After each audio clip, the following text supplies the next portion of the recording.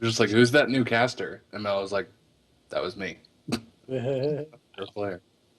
All right, so a lot went down last week, and I talked about it in a video on my channel, but I didn't get to talk about it on here, and I want to. I really am interested in all of the crazy changes that went down, so we can kind of walk through them. So the first thing is Denial and Envy both dropped a couple people and picked them back up. So Robbie, I'm sure some people would have the question of kind of what happened with you guys.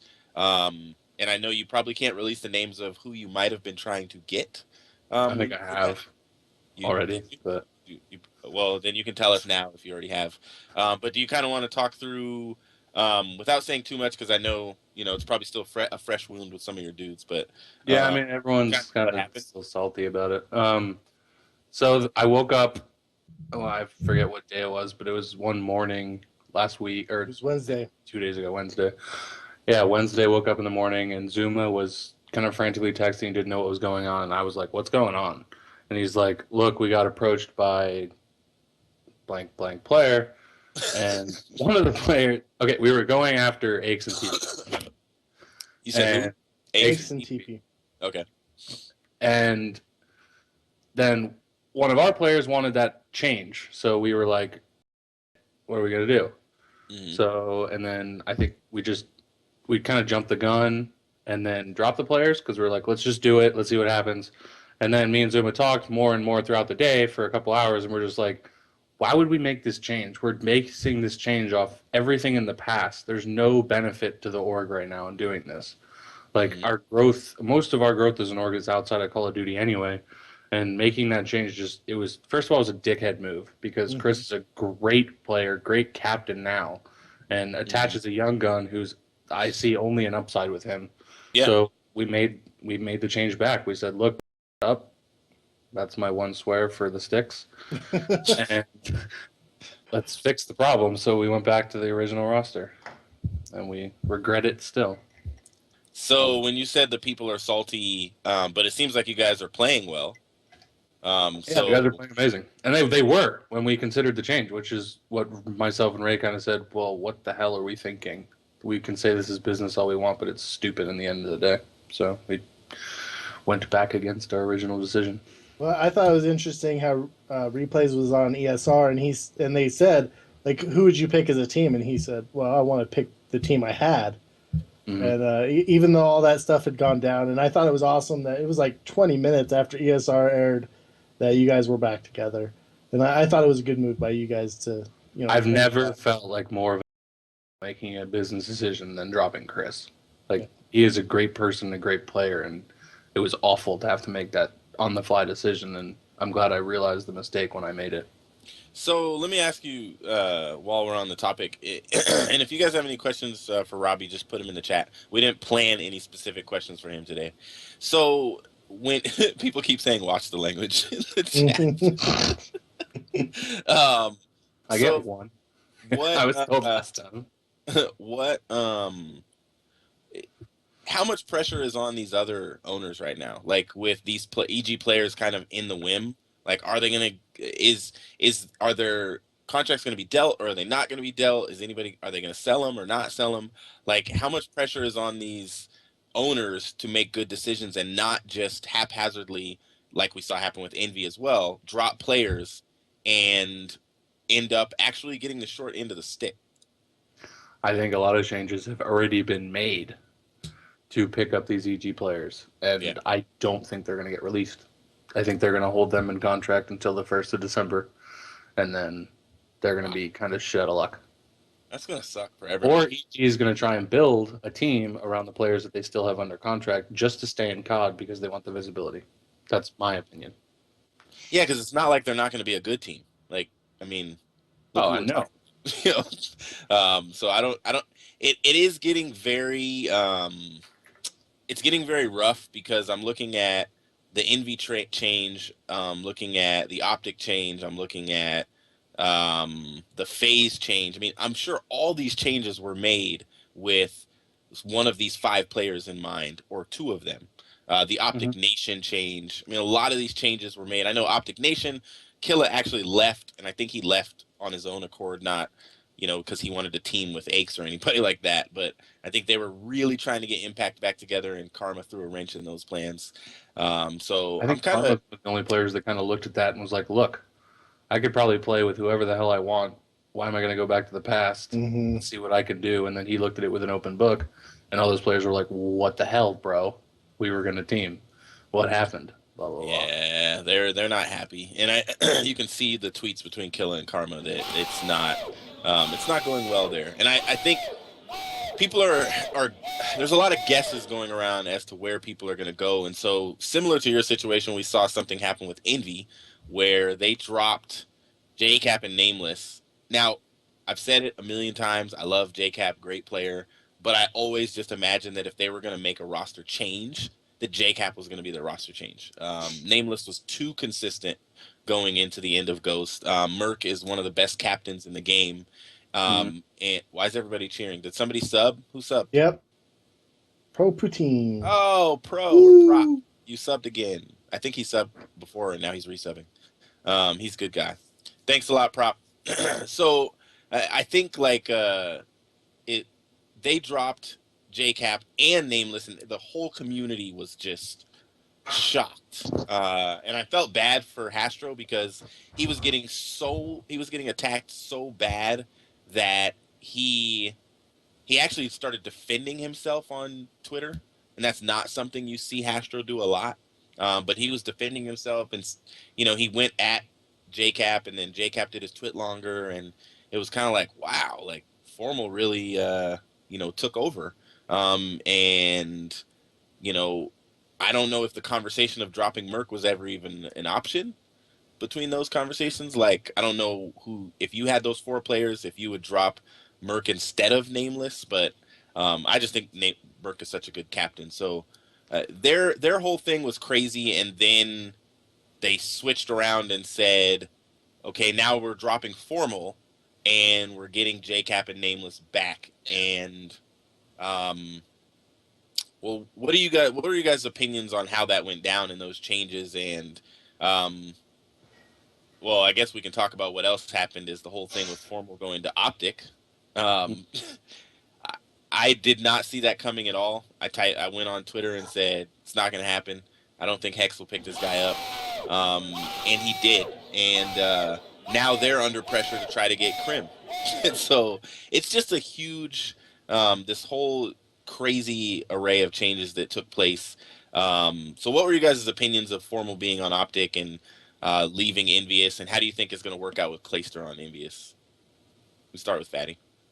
Well, I kind of said Optic Formal a little while ago, but then Halo's coming back. I did. Don't give me that look.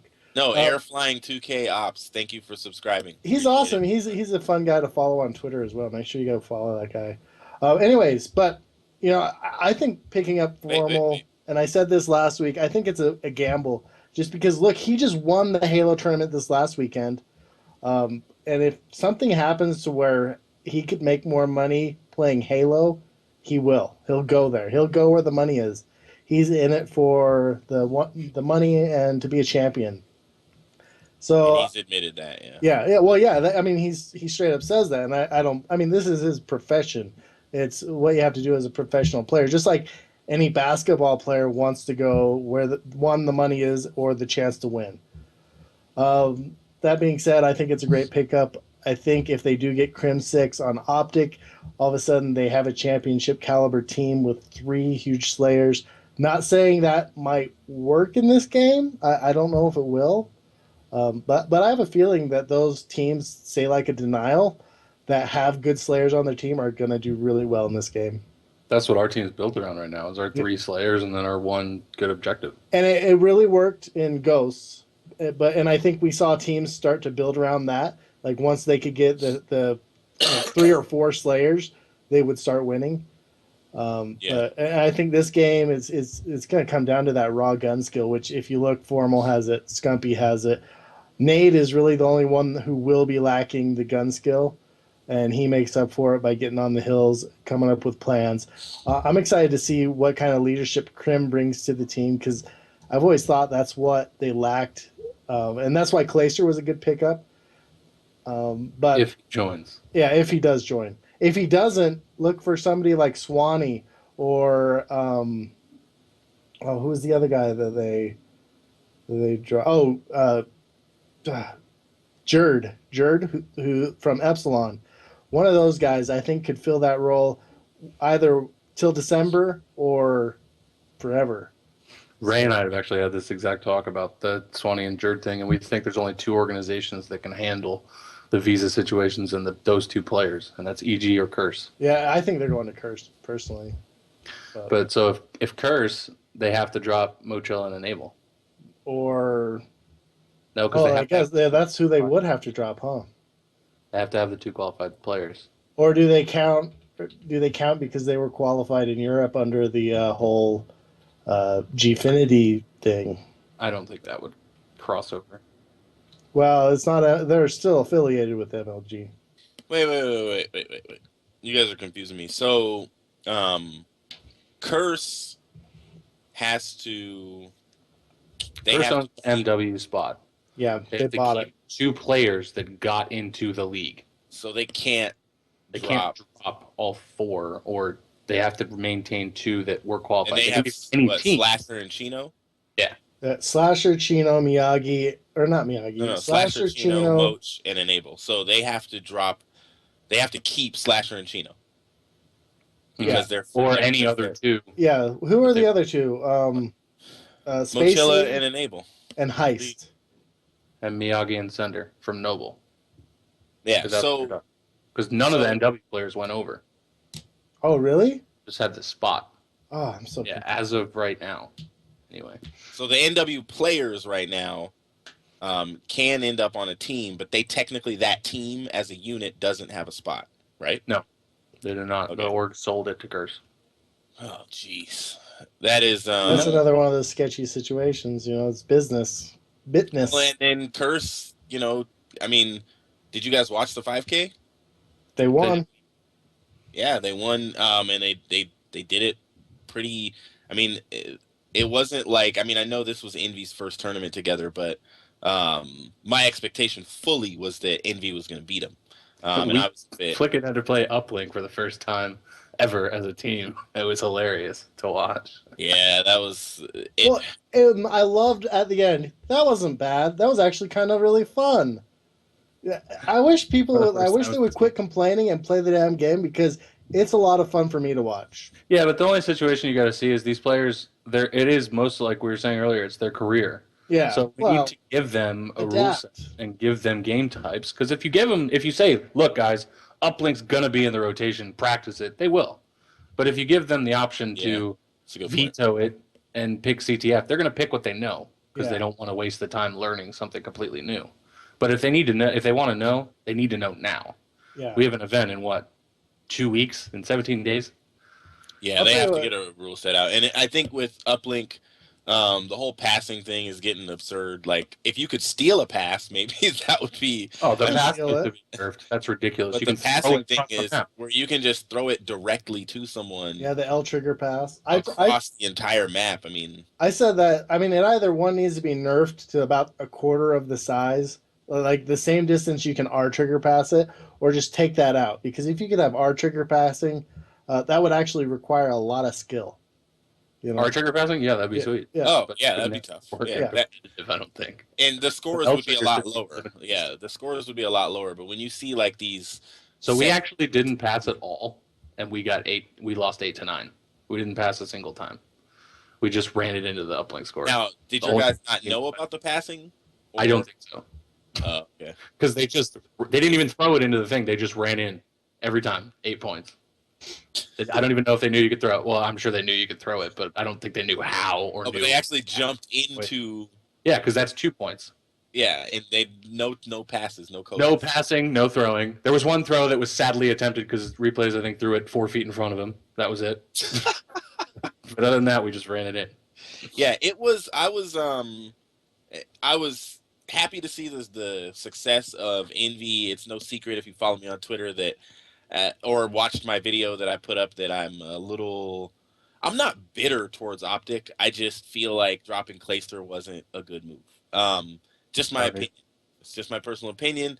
So I did want to kind of so Clayster put up a video where it's 12 minutes long where he releases basically everything that happened when it came to him being dropped from Optic. He basically said that he was dropped actually back after G3 or Dallas, one of those two events, Yeah. and he was dropped for like 3 hours. And whoever they were trying to get on the team, no, everybody knows that it was formal at the time. I believe that's the secret, but everybody's pretty sure that they were trying to get formal from Envy, and he ended up turning them down. And that was when Karma was leaving EG and all that kind of craziness. And so when formal turned them down, they basically offered Clayster his spot back. And Clayster was like, you know what? Because he made a video that I wish he would upload. He said he's going to upload eventually. He made a video immediately after being dropped where he said he like was getting teary-eyed and stuff. He was so sad because he really loves Optic as an organization, and his whole career was about playing to get on Optic Gaming. And so to get dropped from that team, it hurt him, and he didn't understand. Like, he played really well, and he understands that this is a business and all this kind of stuff. He even said in the video that he would come back to Optic, the organization, after he retired to help with coaching or being working for the organization in some way. He really loved playing with those guys. He loved being in the house whenever he was in the house. He just loved them as teammates. And so they kept him on, and he knew that it might be just to the end of Ghost. And he knew that if they didn't place well the last two tournaments of Ghost, his spot would be in jeopardy. But what he was saying is that they were talking about, him and Nadeshot were talking about dropping Proofy to get one of the EG guys. And then when he heard that Formal was coming over, that Formal had declared, he heard it through a secret source that Formal had declared he was going to Optic. He knew that something was going to happen, so he hit up Matt and Hex and said, okay, what's going on? If I'm going to get dropped, tell me I'm going to get dropped so that I can do what's best for me, so I can find a spot. He basically said he was hit up by every single team. Like, every team hit him up, which makes sense. He's Clayster. I mean, he's going to be great in AW. Confirmed by Nadal CEO. What? did you guys hit him up? We haven't looked at any I'm just teasing you. I'm sorry. There's a few players that I would pick up to work for my organization, though, and Clayster's one of them. Like Burns, Clayster, and Merck are some of my favorite guys to hang out with at these events, and they're all three of them are super professional and would make great marketing people, like just for any brand. Yeah. That's why it surprises me when any of those players get dropped. Yeah, Clayster getting dropped was, I think, one of the biggest blunders in Optic history. And so he went over to Envious, which is great. Great place for him to land. He said it was the best of all the offers he got. It was the best offer that he received when he thought about winning, because that's what he wants to do. He wants to win COD champs, and so he thought that going to Envious was his best opportunity for doing that. The weird thing that's happening now is that Nadeshot is kind of hinting at that the player they were trying to get didn't work out. So, Robbie, you can kind of let me know your opinion, because I know that as an owner, you agents and things like that, and you guys have been, when you guys were going to make a trade, what does Optic do if Crim6 doesn't join? Is Formal, in your opinion, going to actually stay, being that he basically said to everyone publicly, I'm going to do whatever it takes to play with Crim6. That's who I'm playing with. Like, that, the whole Envy thing was because he basically said, I'm playing with Crim, period. I don't want to play against him. Do you think Formal stays on Optic if Crim doesn't come? And if he doesn't, who in the world does Optic pick up? I actually never thought about it that way. So, I mean, the one way it could go is if Formal really wants to play with Crim, he could go to EG. I mean, EG still has the funding and anything to offer anyone, like, pretty much whatever they want. Like, there's no doubting that EG is one of the biggest orgs in esports, let alone COD. Yeah. And that'd be one of the small things where someone could leave Optic right after joining, be like a sort of a parasite thing. Like, here, Formal, I got my 25,000 followers, time to leave. But I could see that happening. But I honestly think that Formal's going to stay. Okay. I think he wants to make this a business, and he's all about this being his career. And that doesn't mean it's just about the money. He just has to look at it from a business point of view and say, look, which way is my career going to be the best? Yeah. Being Optic in COD, it doesn't get much better than that.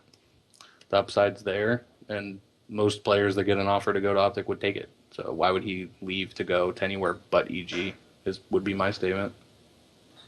But even So- then, I think Go ahead, just Fatty. the stream revenue that he's going to get, all of a sudden, he's getting that many more viewers on his stream because he's on Optic. All the view growth that everybody else is seeing, he's getting too. So I think the moment he leaves, he loses a lot of that.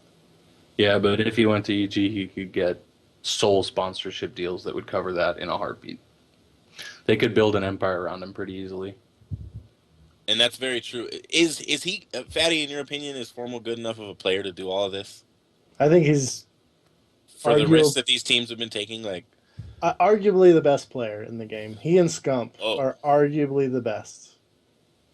he's a better player than Krim in your mind? Well, Crim's right up there.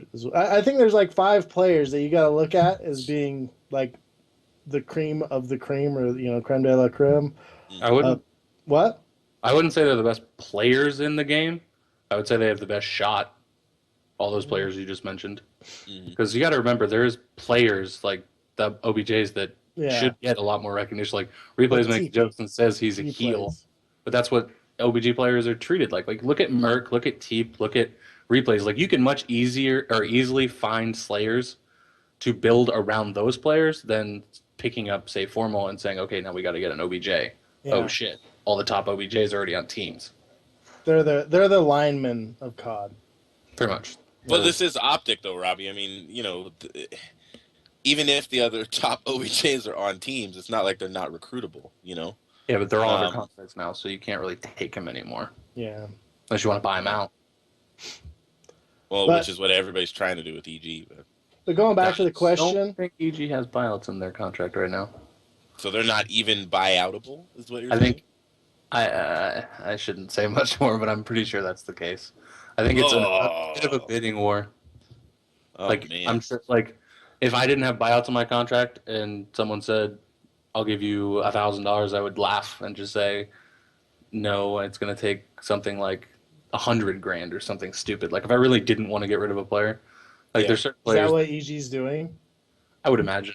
That's what they have the ball of. They own Call of Duty right now. Yeah. And isn't there like Yes, I don't know much about EG, but isn't their owner a fairly young guy? Yeah, he is. Like a stubborn young guy. Like Alex isn't that old. He's really smart.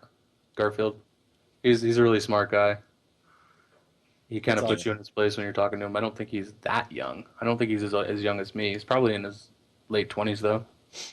That's young to Kingdom and I.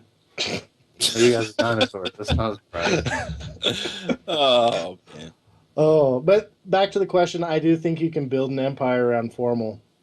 I mean, I really do. Like you said, put a good OBJ guy, which EG has TP right now, unless he's on Optic Nation. That's another question right there.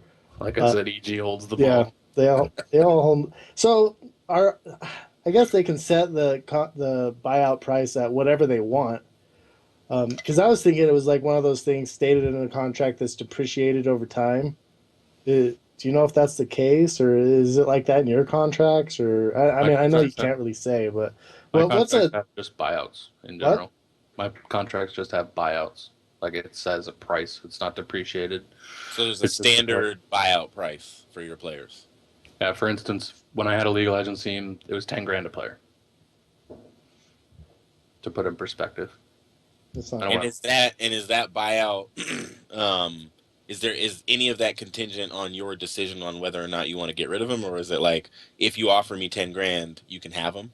Is it that type? Well, that's the thing, right? So there's also always offering because no one wants to give money for anything. So it's in the end of the day, that's just a price in place that takes it out of my decision. So if I want someone gone, I can just release them. But I probably won't. I'd probably be like, well, I want him gone. The whole team wants him gone. Give me 5. Like, it's a negotiation at that point. In the end of the day, us as owners, we spend a lot of money on each individual player. Yeah. I think Hastro, last time he was on the show or on the A show, he had similar numbers to me, and he's just in COD. Like, we have 4 teams now, and we spent upwards of $100,000 on travel last year. Jeez. That's how it boils down. Like, we get a lot of money into this. He did say that. Yeah, he did say that. I think he said 90 or something. Yeah, so. he said close to 100 grand but they made trips that not other COD teams made, like when they went to Japan or China or wherever it was, and then they went to Italy. I mean, so they spent extra money. They invested extra money, I'll say. Which is one of the reasons why I thought the dropping of Nameless and Cap was weird. Like spending all that on building this, this camaraderie and then getting rid of it by pulling in a new player, getting rid of 2 players, and pulling in 2 guys that you don't know. It just kind of, and the thing I'm wondering about Optic, like the reason why I disagree with trying to build an empire around Formal is because the Optic empire, until Nadeshot leaves that team, will always be built around Nade. Clayster said it in his video. He said it wasn't, I'm not saying this to be bad, but he said, Matt makes all the decisions. He said, even if Scump and Hex want to do something, if Nadeshot wants to do something different than what Nade wants, he gets, and he's like, and that's the way the team is ran. He's like, it's always been that way, and that's not a problem. He was like, but once, he's like, so I went straight to Nade when I wanted to find out if I was going to get dropped. Now that Scump and Nade are back in their, having their, in their love duo or whatever, those 2 players are not going anywhere. So you're not necessarily building something around Formal. You're building something around Nade and Scump. And Nade has, he said live when I was watching his stream, he said one of the things he'll never regret is not dropping himself from his own team.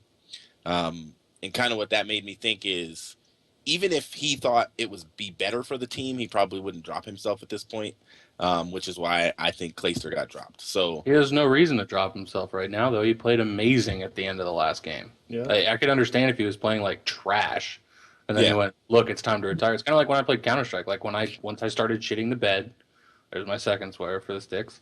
I stopped. I said, "Look, it's time to hang up the STiKS. I'm done." But if you're playing well, just because like people like when I first got into Call of Duty, I thought Nadeshot was trash at the game because everyone told me he's just popular. He didn't earn anything that he got. And once in COD for a while, I realized he's a top player. Like, give him all the grief you want because it's popular. First of all, he did something amazing and built a personality, or built an empire around his personality, which is something all players should look up to. So that's good. He's no reason to drop himself or retire right now, anyway. Yeah, he is. I guess he's a good player. The potential that I see in Clayster, if I line those 2 players up, if I was an owner and it was my decision, I would keep Clayster. However, I said in my video that Nadeshot brings so much in brand power and sponsorship ability to your organization that it's kind of hard to ever even consider dropping him. I mean, the dude has enough followers and subscribers to where it's like you can approach businesses and say, well, I mean, Nadeshot alone probably has more subscribers, I know, easily than whole teams combined. With the exception of like maybe EG and Envious, maybe, if you count Rambo. And then when it comes to Phase's subscribers, I'd have to look because Apple just started uploading. No, not Phase. The whole org. Yeah. If you throw in Optic, like the channel and all of the Optic guys, well then they trump everyone. I mean, but I'm just talking about Nadeshot as an individual himself. Looking at other players, he probably trumps whole teams by himself with his 1.4 million or 5 million, whatever he has these days. So yeah, I think it's going to be interesting to see what happens with Optic. I'm wondering what happens if Krim can't come onto the team. So we're going to take a short break so that Hitch can get in here. And when we come back, we'll kind of talk about the whole Krim thing and where is Aches going to go. He's been playing with FaZe. And what happened with Noble. I know we kind of touched on it. And then we'll briefly talk about Formal winning the kickoff invitational in Halo and whether or not he's going to stay over there. So don't go anywhere, guys. We'll be right back in 60 seconds. Hello. We are back. And Hitch is with us in his interesting, I don't know what he's wearing. Ladies. Hello, Hitch. Welcome to the show. What's up, guys? So type any questions that you guys have in the chat. So the Halo tournament kicked off yesterday, or it finished yesterday, and believe the hype. Formal's team won the invitational. Robbie, do you have a Halo team? Um, Oh, Intel. Intel hashtag. I think we were about to. I hope. There are talks in the making of us picking up a Halo team. Yes. Denial Thaddy going in for. No. Oh. No. Notice how owners shut me down on You the had show your all the time. You had your chance to join. I had my chance. He said no. Guys in the chat, I can't log in to Twitch for some reason, so I can't chat today. I'm sorry. I don't know why. What happened to? Do you think that there's any chance of Formal staying with Halo, or can he do both? No. No to which question? Both. I think you'll see him attend some.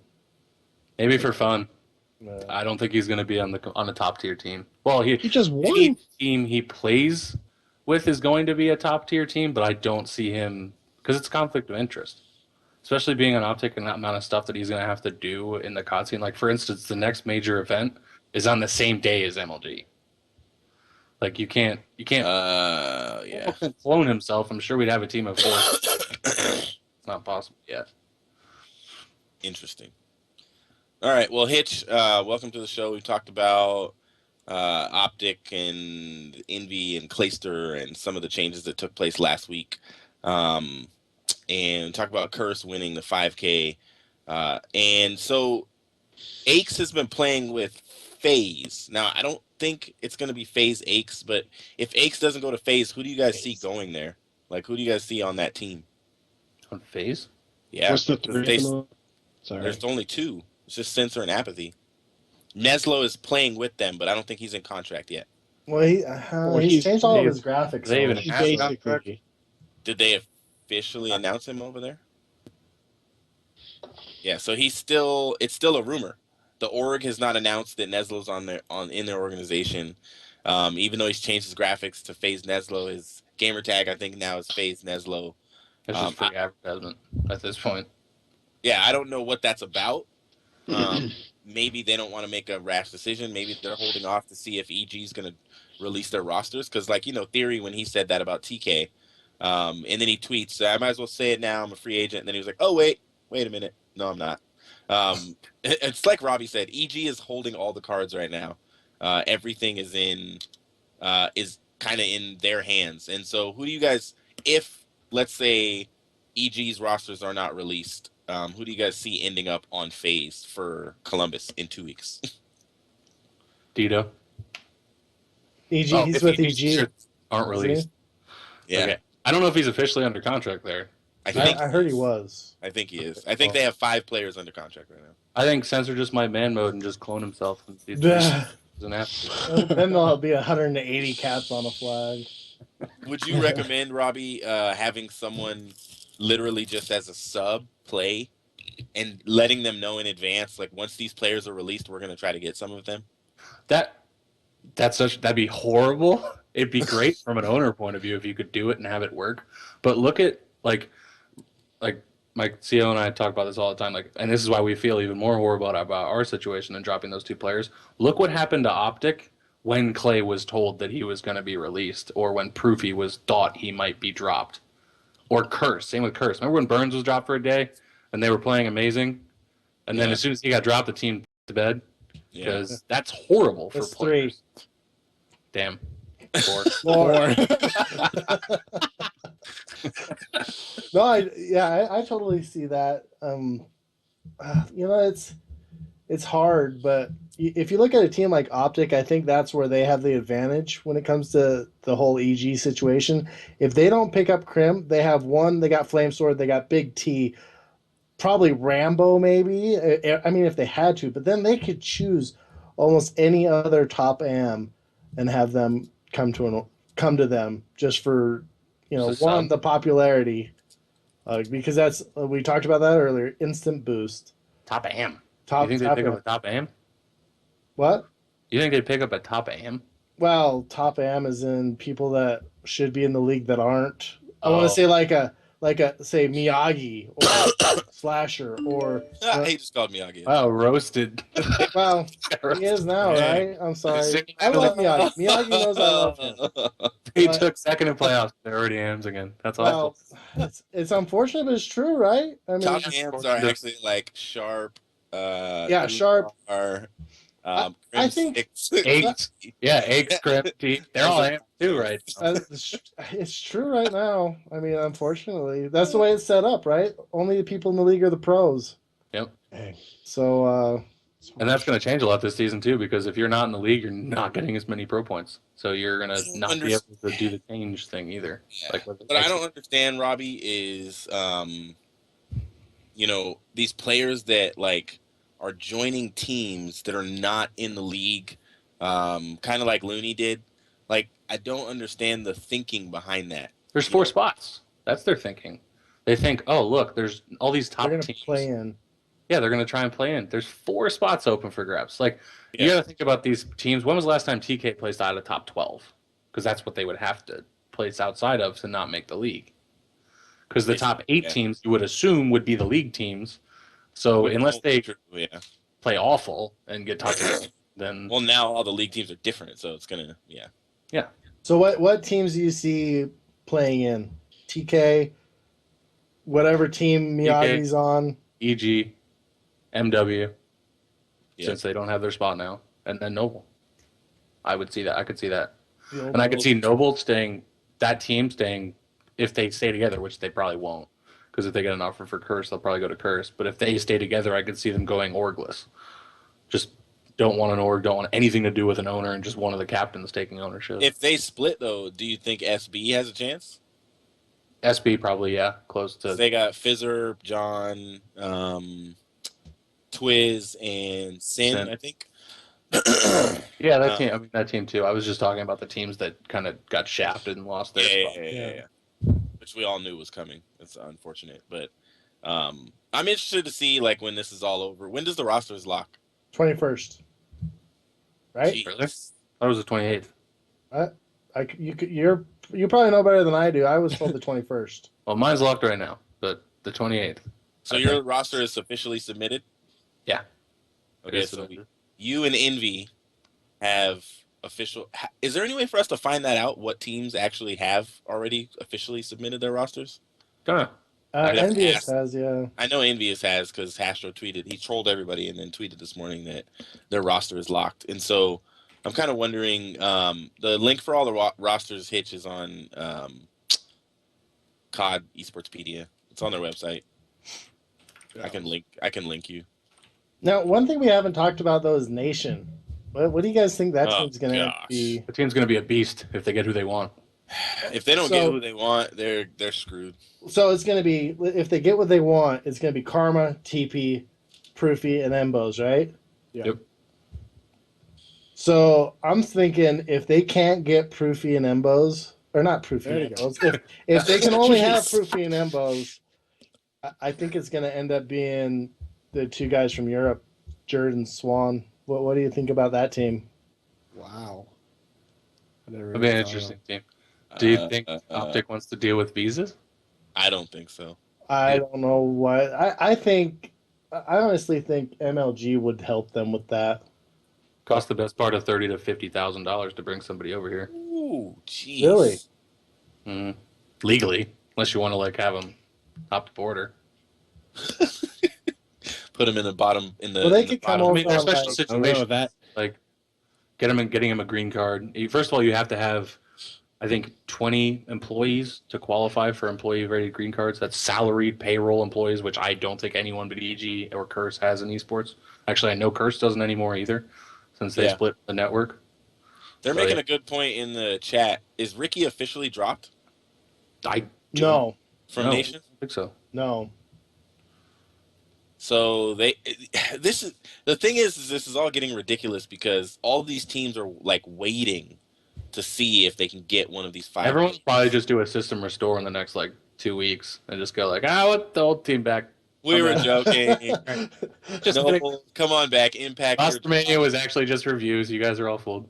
And I will say thank you and pat whoever, all the you owners on the back. Thanks, guys. Thanks, I appreciate Yeah, it. Out of all the entertainment. oh I man. mean, and it's been this Rostermania has been a mess. I mean, that's the easiest Oh, way yeah. to describe it. It's been a mess, and I wish, in all honesty, to be honest with all of you guys, like, not that I don't want EG as an organization to be in, but I wish they would just release the guys, like, however much money it costs, 20K a player, whatever, and then they would go to the highest bidders. But I would like to see some of these teams that we've been hearing about actually be created Oh yeah.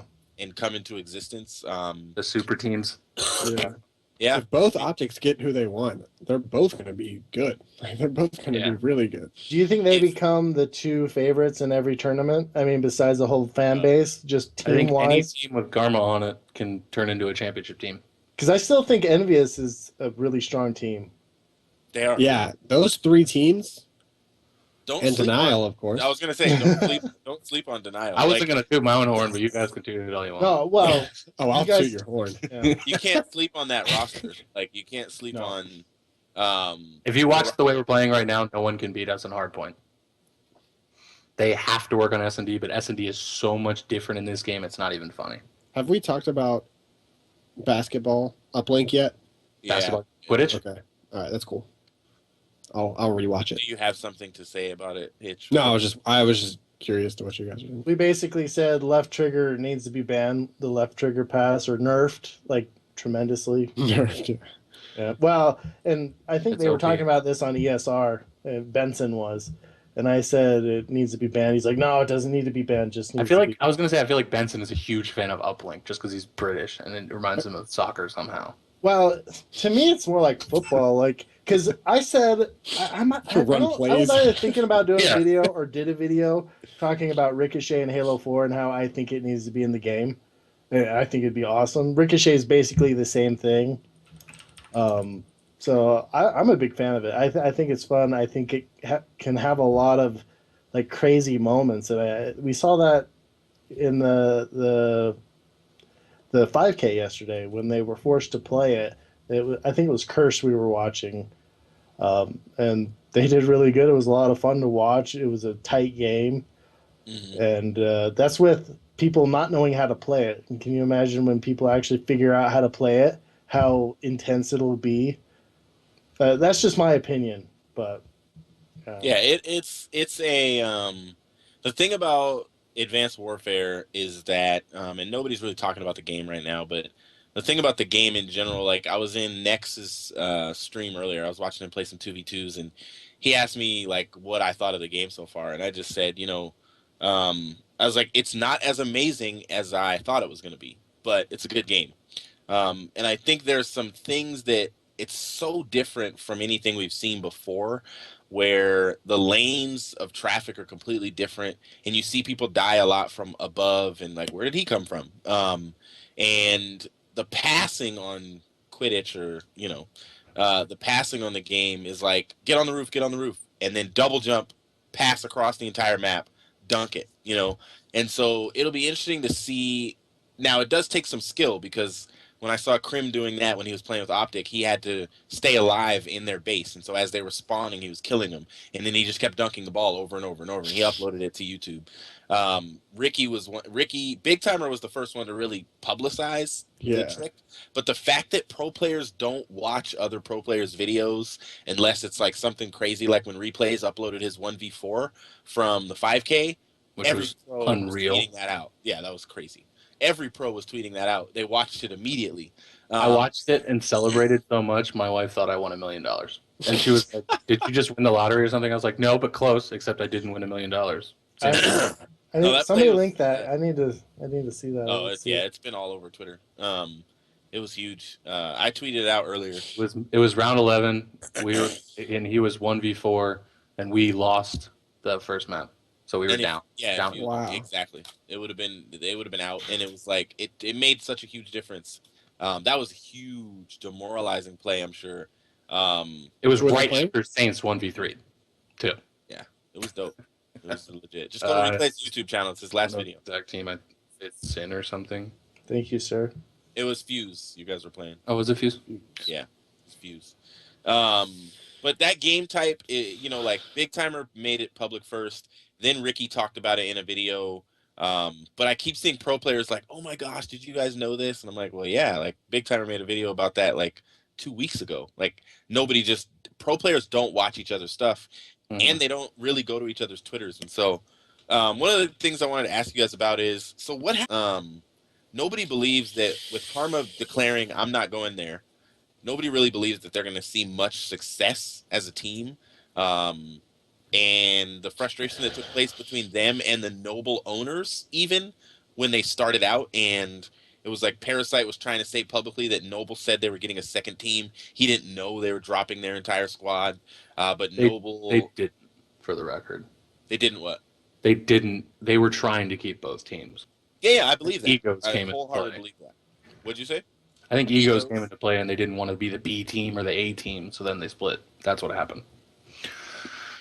It's shitty, but yeah. So the Noble players were upset that they were going to be second fiddle to Impact. Yeah. Which, in my opinion, I think, especially online, depending on who Impact get, Noble could have been the better team. I think they would have been the better team. I mean, I that's think what they are the better team. Karma, Impact is not Impact. That's what people aren't realizing. Well, they're Curse LV all over again. Oh, yeah. That's a nightmare. Curse LV. That's a bad memory. Yeah. Goalie's evilly laughing in the background. Nobody can hear that. He went Curse LV.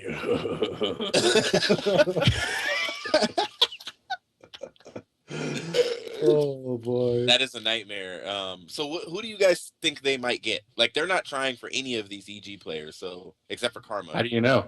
That's a good point. Well, who would play with them? Why would you not? Study. Would you pay to watch Aches and Parasite argue on Oh my goodness, I would pay money.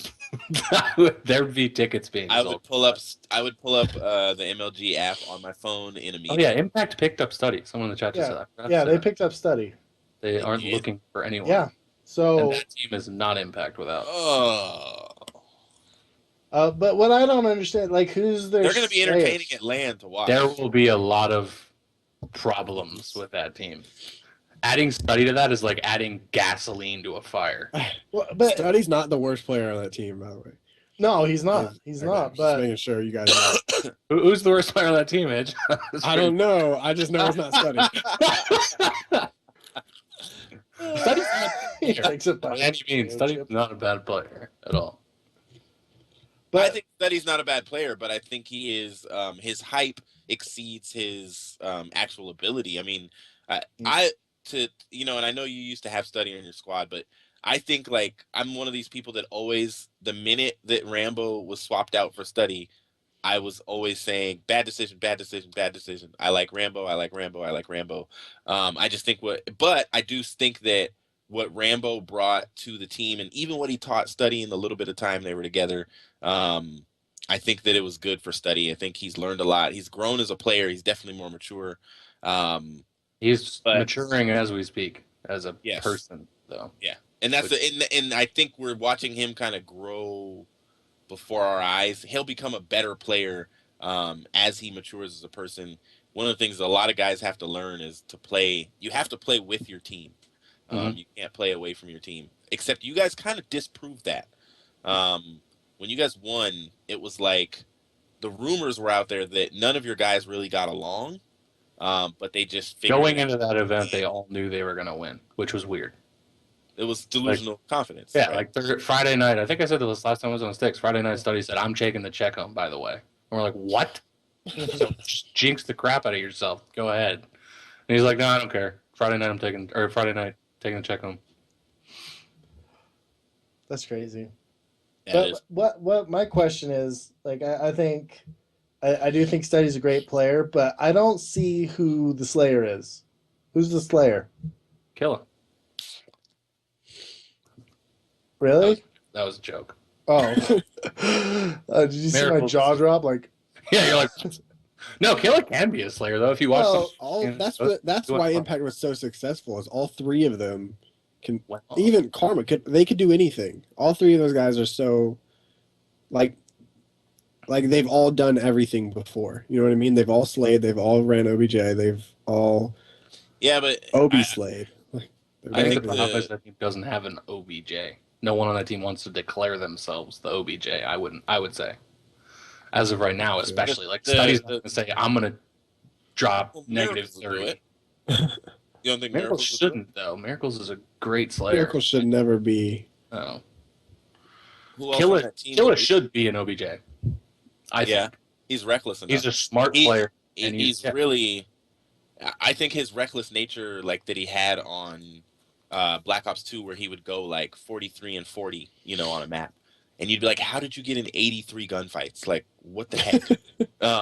But he did that. I was watching them play FaZe, and it was actually because I think Neslo was uploading a gameplay where he did good, and he dropped like 30. He dropped 40 bomb, I think. But on the other side, Killer went 43 and 33 or something like that, and so. He outslayed everyone, and I think that's his nature. Like when you can get in, 76 gunfights, like you're in the enemy team's face, and that's what Killer was good at on Black Ops 2. And I think what made Impact on Black Ops 2 is that they had roles and they played them better than anybody else, and that was the difference. Is that they had roles that they played better than everyone. Once Complexity figured it out, it was over. If you have 4 players that can go positive on your team, then you win. Like that's pretty much the be all and end all most of the time. Most of the time, yeah. Like because replays for us, I say it every time I watch his stream. Like he can go negative, but when he needs a 3-piece on the flag to switch the momentum, he can get it. And when he gets that, it switches the whole thing like that. And that doesn't matter if he's 3 and 25 at that point. If he got a 3-piece on the flag, we won the game. That's all that matters. Yeah, that's a good point. All right, let me look and see if I got any questions from. Oh crap, I got a lot. People are saying Huddle is a free agent now. Yeah, he said most likely free agent. So I don't think he's actually a free agent, but what would you guys like to see if there's only three game modes? What would you guys like to see as the game modes? I want to answer this first. Wow, I want there to be Quidditch. What? You probably want Quidditch. Well, I'll tell you how I want it. Okay. I want it to be hardpoint, S&D, capture the flag, and when it's a tie game, go to Quidditch. Oh my god! What? Yep. You know how fluky that is for a last map. Well, just because I don't want to see 2 capture the flags, I find might as well play rock paper scissors. What? Right after for a tiebreaker. Overtime is rock paper scissors for S&D. Add that to your thing, Fatty. Fatty, you must be good at Uplink because you really like. No, I suck at it, but because I never play with people. I'm always playing by myself. That's a good point, though. I would not like to see 2 CTFs either. 2 CTFs is so I find I like watching one CTF that's really good. Wait. Why would you have 2 CTFs? You wouldn't if you went by the old game ways. You have 1 CTF, you have 2 searches, 2 S&Ds, 2 hardpoints. I think that makes sense. Well, I'm talking like a best of 3. Best of 3. Yeah, in a best of 3, then in best of 5 have. How would you have overtime in the last game time? I don't know if it's tied. I'm just saying I don't want to see 2 damn CTFs in a row. So if that's how Uplink could be used. If S&D is 5-5, you play Uplink.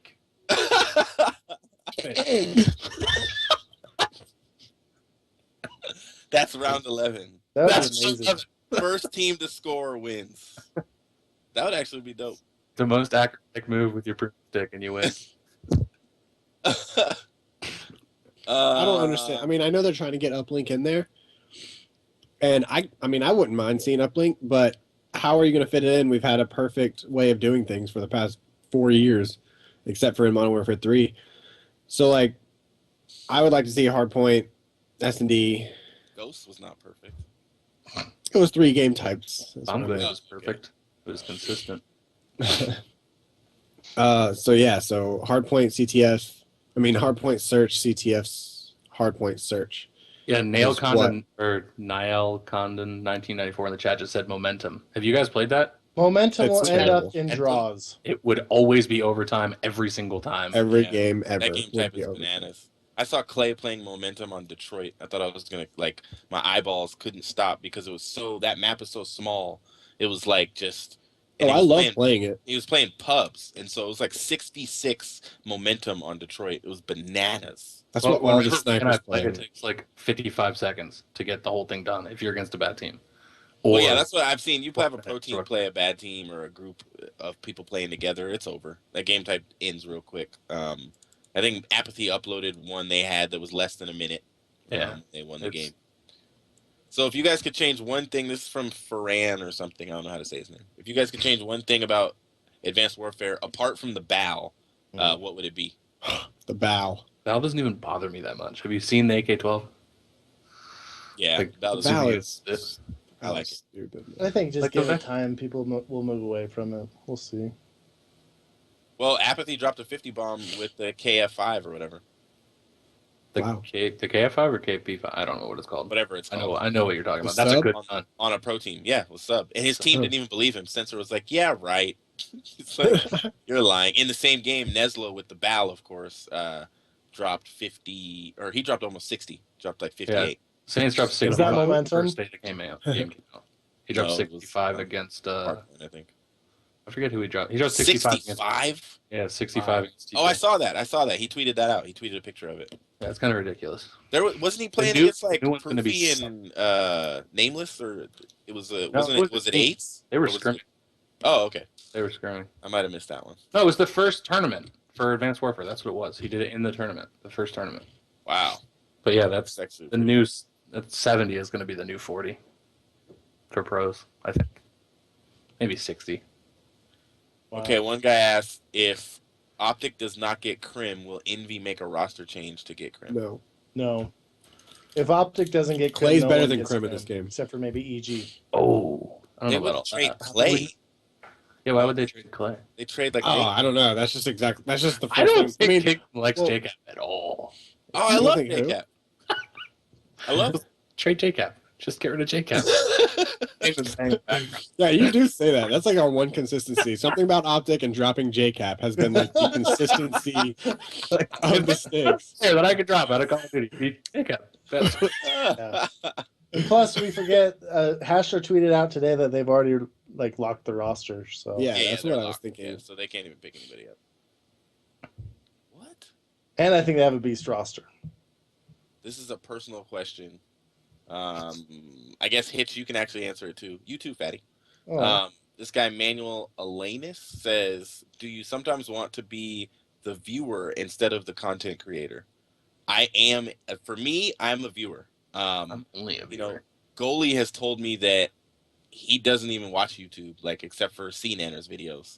And he works for a competitive Call of Duty organization, like with the website and with COD Esportspedia. So for me though, I watch meticulously YouTube videos from pros.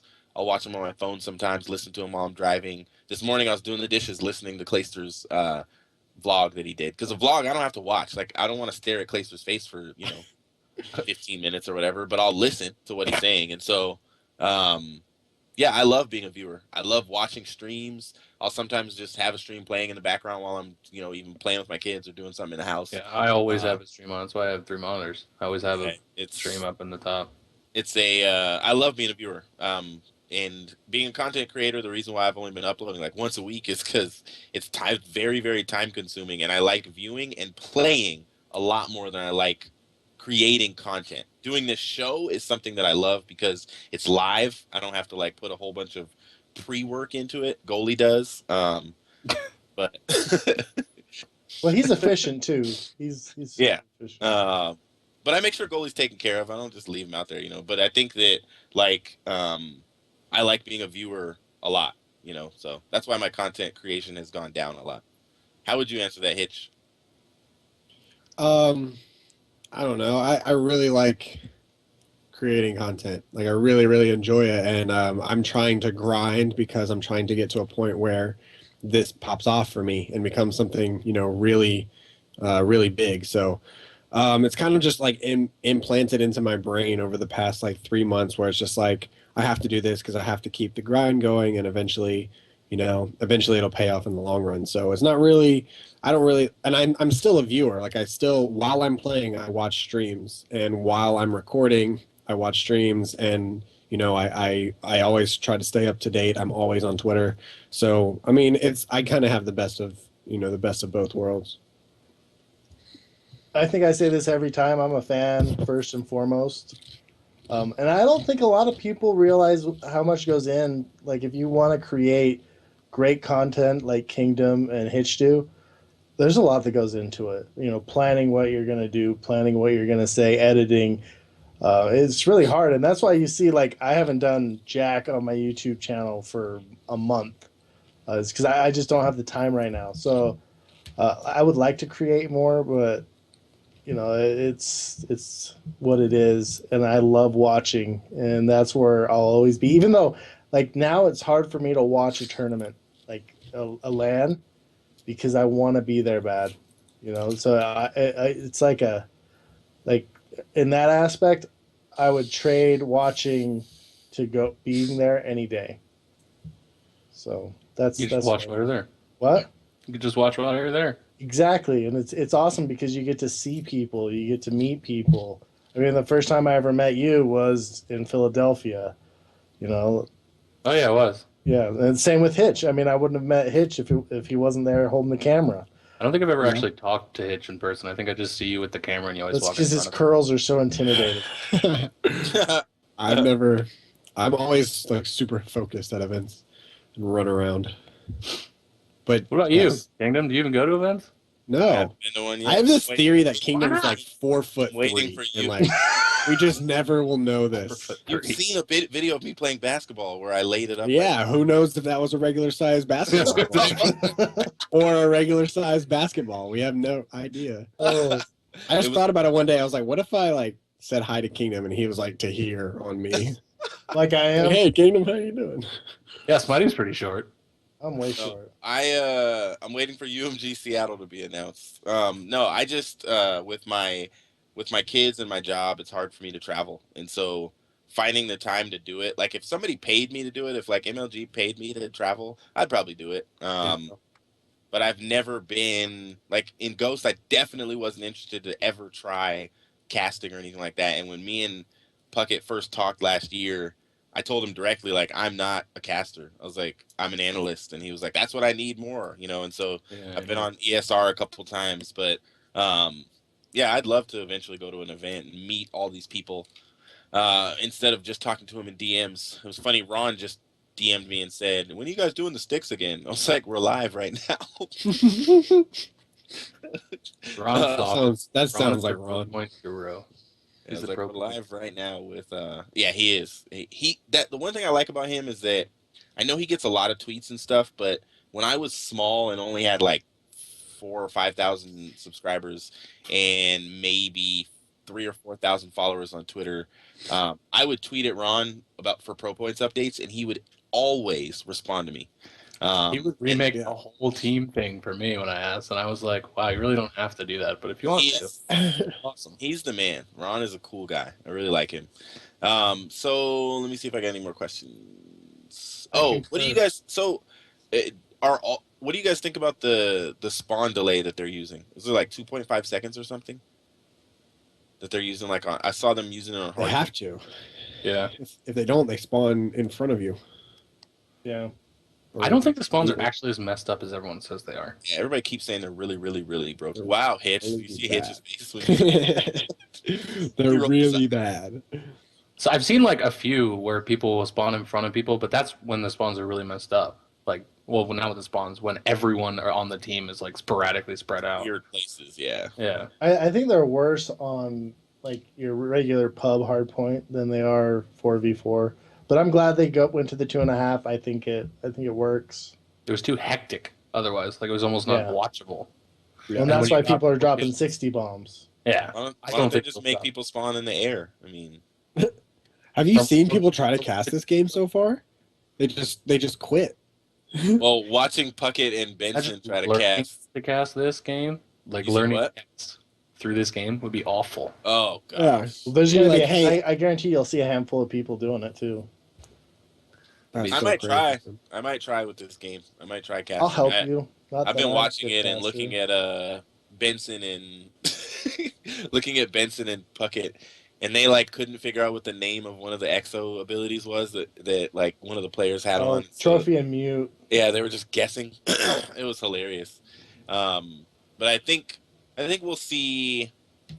I think there will be some good casters. I mean, everybody figures out a way. But honestly, when I was watching Halo, I mean, and getting to hear Golden Boy cast was great. Golden Boy's a great caster and an awesome person. Yeah, he's way awesome. He is a good guy. That dude's he's a pretty cool guy. All right, so before we go, Hitch, you're not going to say anything, but that's okay. No, you won't. So, well, Hex is going at him and Todd keep going back and forth. And I just kind of wanted to ask, he took his headset off. Don't say anything, Hitch. So I kind of wanted to ask Robbie your opinion on this. Just not your opinion of who's right or wrong, but is there a happy medium for this whole thing with these photographers and content creators and teams now going back and forth? What'd you say? So now I know my Hitch isn't talking. I didn't know. Yeah. So well, Hex just tweeted out. He said to Scump and Nade, he said, "Hey, why did you take my watermark off? I created that or something because Todd tweeted at him to take a picture down off of the new Optic website because it was Todd's pictures and they didn't ask for it." Hex, of course, did it. Took care of it immediately. Had Optic Hazard take it down the other day. But these guys are still going at each other, and then Todd, they're going back and forth. Todd has said he'd come on the STiKS and talk about it before, but Hitch wants me to kind of stay away from the topic. So, but I do kind of want to ask you as an owner, your opinion as a business person. Is there a happy medium that can be found because this is a new way of doing things. We've never had to, like when I do a thumbnail, I actually DM'd FaZe JPEX, I think his name is, or Apex something, and asked if I could use a picture of Karma for my thumbnail. But I used to put pictures of pro players that I would just find on the internet or that I would see tweeted. I'd use them. Todd is saying, "OMG Kingdom, you need me on the show." He just tweeted at me right now, so he must be in the chat. So, what is your opinion, Robbie? Like, is there a happy medium? I don't think there needs to be a happy medium. I think it's completely up to the photographer at this point, or the designer. Like if the designer makes something for it. So let's say I'm a designer. I want to use Hitch's photo. If I go ask Hitch if I can use his photo and he says, no, don't, I can't. If he says, yeah, sure, we're buddies, go ahead, use it for free. First of all, I'm not going to do that. I'll just give him whatever he wants for it. Usually photographers are reasonable. Like Ringleader. Yeah. He asked me for a photo. I asked to use one of his photos. He's like, man, for you, like $5. And I was like, I'm not giving you $5. And I sent him $25. And I was like, here, we're just going to use 2 of your photos. Yeah. That's it. It's all business for everybody. Like, it's just trying to make a living doing this.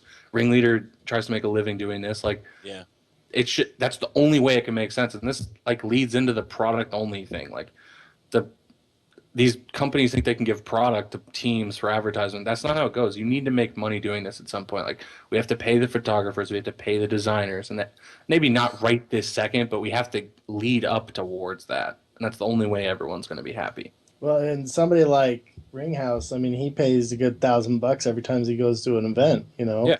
Unless somebody's paying for like an org who's going to be using his pictures, they have the license to his pictures, or he makes money off his website. It's one of the two things. And, travel's not cheap. Why do you think I don't go to as many events as I'd like to? It's because it's expensive. Yeah, and just you just got to pay for what's due, and they do a great job. Like Hitch does a good job, Ringhouse does a great job. The designers, if you want a designer's free work, like if Optic wants free work from designers or whatever, pick them up. Give them the Optic brand to stand behind. Then what's the problem? Like a photographer, like if you say, or shout them out, like I'm sure no photographer is going to say, no, Optic, you can't use my photo if they shout them out or something. Like that's... Well, for some of them, it's not... Like, one of the things Todd was saying, and Ringleader was saying it too, is, like, it's really hard because, like, he does, like, TG Photo, he does photography for other sports, and things like that. He's been in magazines and stuff, and so... for esports, it's not going to be worth it to him to just get a shout out because as a photographer, you're not really selling anything. The shout out gives you some popularity, but you're not selling anything through Twitter. Now, for the graphic designers, the guys that do like overlays and that take pictures that Todd or Hitch or Ringleader have taken and then do these little mini edits for their videos or for what do you call it? Their avies on Twitter, like stuff like that. Like those guys would love shout outs. But I just don't know where the photographer's kind of stuck in this position where Isn't there a weird thing though with changing a picture? So for instance, if I want to use Hitch's picture and I change it 85% or something, there's a percentage when it comes to copyright or your products that. And that's where I have no idea. That's the What would question. you say, Hitch? What would you say to that? I'd like you to talk. You're trying to get Hitch to the conversation. Yeah, I mean he's part of it. I would. Does a credit do it for you if it's not just like if someone just puts a blue background with your photo? I can understand where a credit would piss you off. But if someone puts 5 hours into editing, designing, making something look cool, and then using your photo as like a back end thing, like a background kind of thing, would you be okay with a shout out, or do you still expect to be paid for that?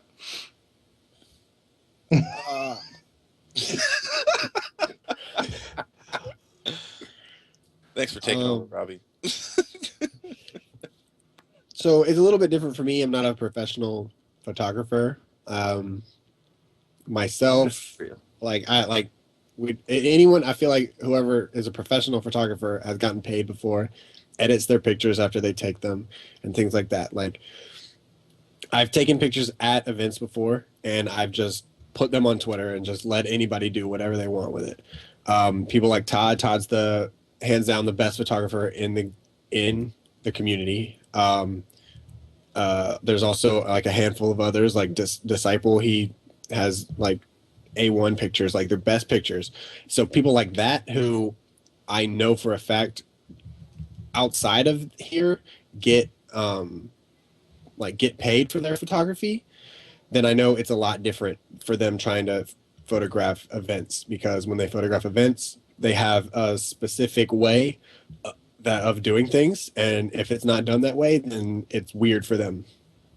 And that's nothing against our community. That's nothing against photographers. We just have to find a way, find a happy medium, like you said, and nobody knows what that happy medium is, because I can't believe y'all are making me talk about this, because what Todd was trying to do was Todd was trying to upload. And he was in agreement with ESN for this. He was going to have pictures with the ESN logo. He was going to sell packages to sponsors, and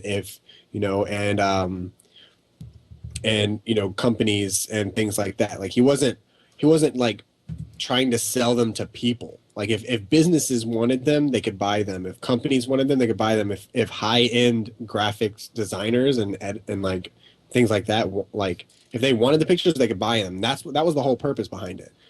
But it didn't work out, and that's mostly because it was just between Todd and ESN, and then there's all this other copyright gray area that no one decided to look into. And it's not anybody's fault. It's just like that just happened. So we have to figure it out. Todd has talked to Hex. ESN has talked to Todd. Everyone is talking with each other behind Twitter now, because the last thing that should ever happen is anything should be put on Twitter. And that is why like this thing blew up, is because it's on Twitter. And I think Todd kind of started it a few times, but then like started putting it all on Twitter, and then Hex just backfired.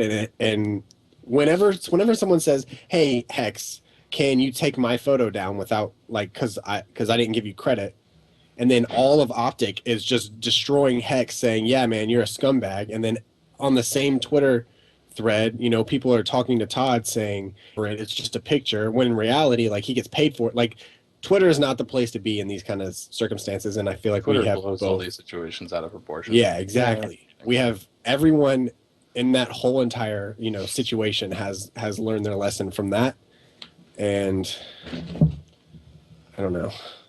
I can't believe y'all made me talk about that. No, I thought it was good. I think it educated everybody. One thing people need to remember is it's not like photography has been around for a year. It's been around for a long time. There's been laws upon laws on this kind of stuff, but it's not worth it for somebody to try to hire a legal team and sue people. And I think that's where being a good guy comes in and doing the right thing. But if you don't want your photos out there, like if you don't want people using your photos, and this is my opinion, don't put them in places where people can have them, or put watermarks on them. Watermark the crap out of them. Yeah, and it sucks, but what bugs me though is the people that take, say, like Hitch's picture, and then change it a little bit, and then try to sell it to other kids. That bugs me. That should not happen. You should get a kickback. Yeah, he should be getting a royalty. Yeah, a kickback. Somebody should be either one paying him for the image, or giving him a percentage. And that stuff needs. Dude, that's the legitimate Optic house in our chat saying that's Hex. Oh my gosh. I just went to their Twitch page and I was like 108,000 followers. Okay. X is innocent. So I think this is such a ridiculously hard to touch topic, because there is a gray area that exists where decisions have to be made. So we can't really decide right or wrong. It's kind of up to the person taking the pictures. I think, yes, and Todd knows this, I was one of the people that was like, this ESN watermark over everybody's faces is driving me bananas. Like, I don't like looking at it. And it wasn't that it was bad pictures. The pictures were freaking amazing, but it almost ruined Todd's pictures on Twitter for Clayster to have this big white line across his face, and Todd tweeted back at me and said, well, this is why, and blah, blah, blah. And I understand why they had to do it. And I understand that it's them protecting their own intellectual property, or whatever you want to call it. I don't know what kind of property photography is, but I think we have to draw some line in the sand and say, because I don't want to lose a photographer like Todd in the community. Like he's talked about, just it may not be worth it taking esports pictures anymore. I don't want to lose that. I don't want to lose him as a person, because he takes amazing photos. But I guess it's just like everything else. But a tweeted out picture, if I use it to make money, then yeah, Todd should probably be paid in some way. So I get it. Sorry. All right, so we're in extremely ridiculous overtime. One last question for all of you guys, and then we'll close the show. Came from Connor Dale, esports_con D, and he says, do you think Advanced Warfare will be as good an esport as Black Ops 2? And we'll just go Hitch, Fatty, Robbie, and then we'll close out the show. Halo 2. Wow, what? What? Someone's got. I had to have read that. Why did I say that? I don't know. You were thinking of Black Ops 2. Wow. Apparently Halo 2. Someone else go. I don't want to even go anymore. I'll go. All right. Black Ops 2, I felt like, took 3 steps forward for our scene. It blew it up. It was entertaining. Everyone loved it. People started falling in love with individual players and teams and organizations, and sponsors came out of nowhere. Then Ghost came out. We took 3 steps back. Like the game, just had 2. We still had growth. Sorry. We still had keep going. We still had growth that was left over from Black Ops 2, in my opinion. Because that's when. All right. Two steps back. 2 steps. We took 3 steps forward with Black Ops 2. We took 2 steps back, and now I feel like we're taking a final step forward. So we're still not where we were. It's nowhere near as good of a game, in my opinion. But I still think we're going to grow, and I think we're going to grow probably just as much as we did last year, if not a little bit more. Probably a little bit more, actually. But I don't think it's as good of a game. Now I forgot the question. Is Ghost or is? Oh my God. Is Halo 2 as good as Ghost? Is Halo 2 as good as Far Cry 3? Is the question.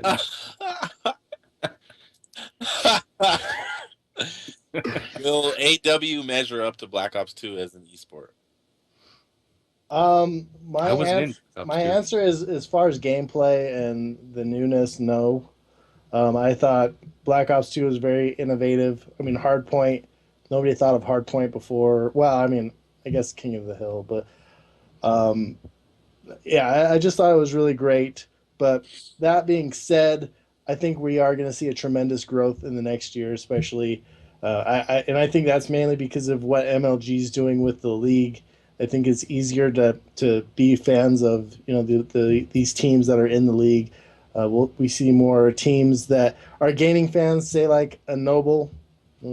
Um, a team like Denial though is going to grow like crazy. FaZe is going to grow even more. Optics obviously going to grow. Envy is going to grow. I think we are going to see a big boom as far as growth in our community. Robbie? Am I supposed to go? I don't think Call of Duty has taken a step back since I joined. From my personal point of view, I agree with that. In terms of viewership, in terms of growth, Ghost sucked for some people. I enjoyed watching it, which I might suck. I might suck because of that. Yeah, but I just enjoy watching awkward. first-person shooters. Did you enjoy watching the people or the game? All of it. The whole thing. The game had its flaws, but I don't think it was a bad game. And connection-wise, I think AW is worse.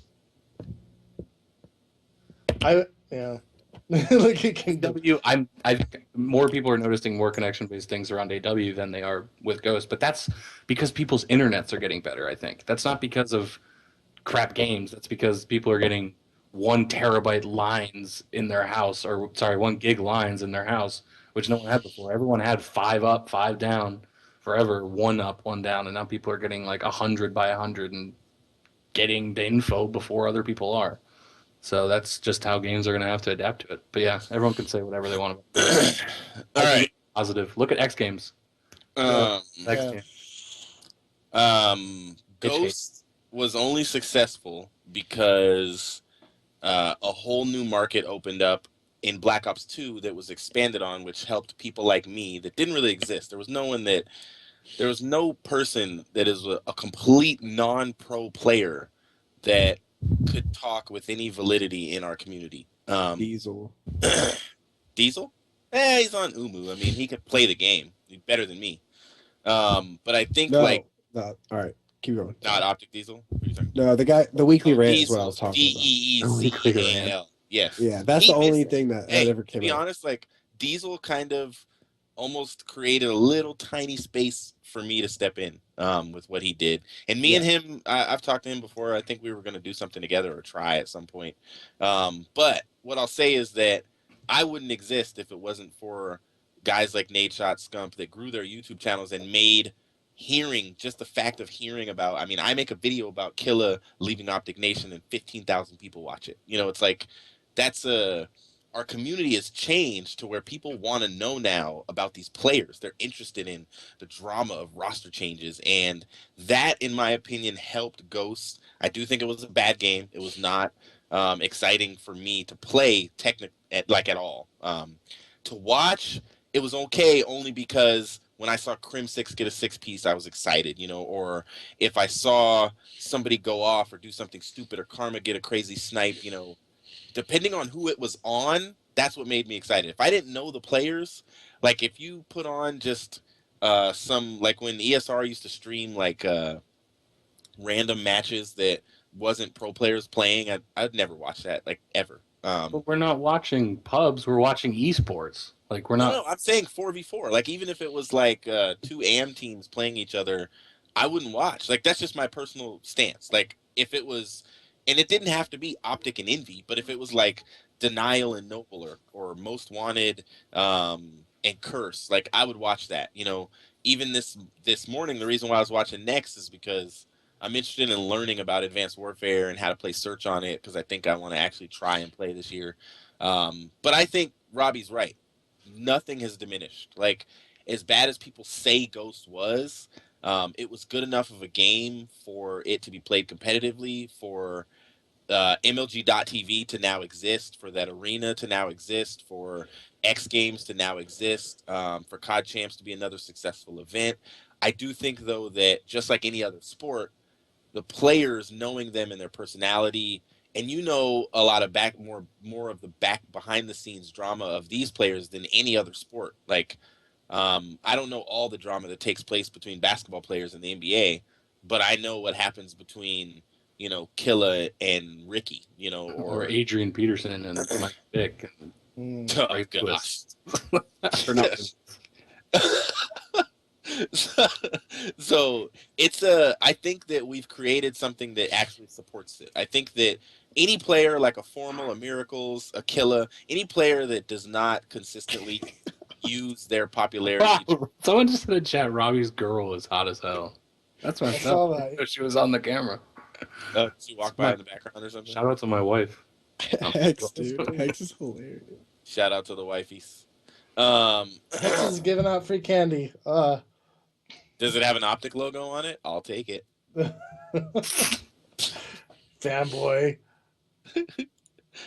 Hey, don't hate on my fanboyness. All right, so I have the jersey. As we end the show, we'll do it like we normally do. But basically, I agree with Robbie. The game has not diminished at all. It's just keeps growing, and it's going to keep growing. And the decisions that that Optic has made, the decisions that someone like Robbie to get into the game and to stay committed, it goes really far. A lot of these owners do a lot more than they get credit for, especially of the orgs that we don't really know about them that much. And so it's good for you. I appreciate Robbie. This is the second time you've been on. Appreciate you coming on just because it does give exposure to you, and we want to expose, owners like yourself to as many people in the community as we can. And you run a pretty good organization. I am not doubting in any way that you guys will get a couple LAN wins this year. And you seem to find yourself the right combination of players consistently. So I hope you see some success this year. So yes, Hex, we want the intel. Who is your fourth? We will end the show the same way we always do. You can say whatever you want to whoever you want about whatever you want. And I'll go Fatty, Robbie, Hitch, and then myself. All right, this goes out to Mr. Kalen Clay. You catch a football and you run all the way into the damn end zone before you drop the ball. I'm talking about the Utah Utes receiver who blew. That was hilarious. His awesome. I mean, it was like a 40-yard touchdown that just went the opposite way because he wanted to celebrate 3 yards early. Did you see the stat that was associated to that, though? No, what was it? Deshaun Jackson did the exact same thing, and both him and Deshaun Jackson went to the same exact high school. No way. Yeah. That's funny. Either way, freaking do your celebrating at the back of the end zone. Kids out there who play football. That's just Kids BS. nowadays. Anyways, love you guys for watching. Have a wonderful night. This is your man, Fatty. I've never said that before. Here's your man, Fatty. Here's your man. Here's your man, Fatty. Wait, what? Thanks for that. I didn't notice Hex sent me a Skype message, but I can't say what he sent me. Sorry. Aw, All right. Who's next? Jeez. Why say anything? he's sending him candy. Yes, he sent me candy via Skype. Okay, go ahead. Oh, he just sent it to me too. Well, see, there you go. What the heck, Hector? I'm just kidding. He did it. I'm just kidding. He did it. I'm just kidding. It was nothing serious. It was just about some stuff we were talking about. All right, go ahead. Who's next? I don't know. Was it me? Yeah. I think Just- so. Yeah. Shout out to Kingdom for doing this and hosting the show. It's always fun to come on and talk to the people who watch this and make it so it can become essentially a viable career for all of us. That's pretty much it. All right, guys. Sorry I came on late. It was my first day at work, so that was cool. Thanks for having me on anyway. Making a little bit of or keeping room for me to hop on mid-stream. I know I talk a lot of crap about Call of Duty, but that's just because I want to see it succeed, and I have high hopes for the game.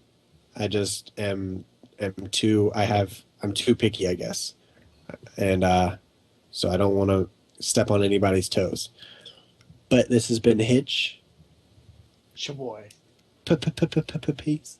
Just try and make his tagline Chaboy. No.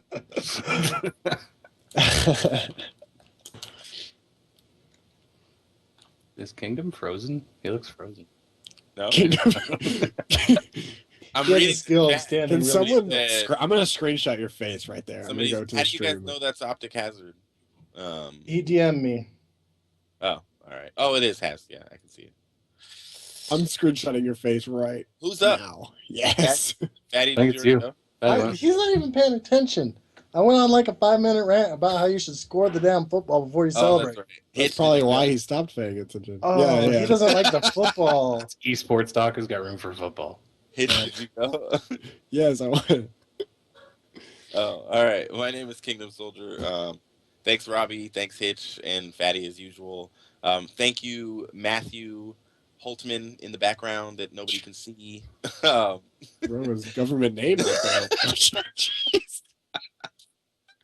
Thanks, Goalie, for being the best producer in the business. MLG cannot have you, so you're just gonna stick with the sticks. But he sighed. It's okay. Yeah, and thank you, Golden Boy. I don't know if you're here or whatever, but just thanks for all your support and everything with Twitch. Thanks for the front page time that you gave us today. We broke, I think, 1,100 viewers or something like that. So thanks for stopping by, dudes. We will be live next week. There's literally probably 3 pros that were going to come on today's show that at the last minute had to play with their team or something like that. So we will try to announce earlier so they can't back out. Maybe that's what we'll do next. I want one of my guys to come on this show. Okay. I want Zoom on here. Well, Attach, I hit him up. He was going to come on, but there was a tournament he was trying to play in or something. What? They can't pull you off for I think tournament. all of your guys follow me. Maybe not Zuma, but I think the rest of them do. Zuma should come here and talk about his up and coming. That'd be great. That'd be awesome. Recommend it to him, and then I'll DM him, and we'll make it happen. I could just force him to do it. I don't have to recommend it. No. Wow, contract Wait, dispute. hey, Robbie, how old is Attach? Attached 17.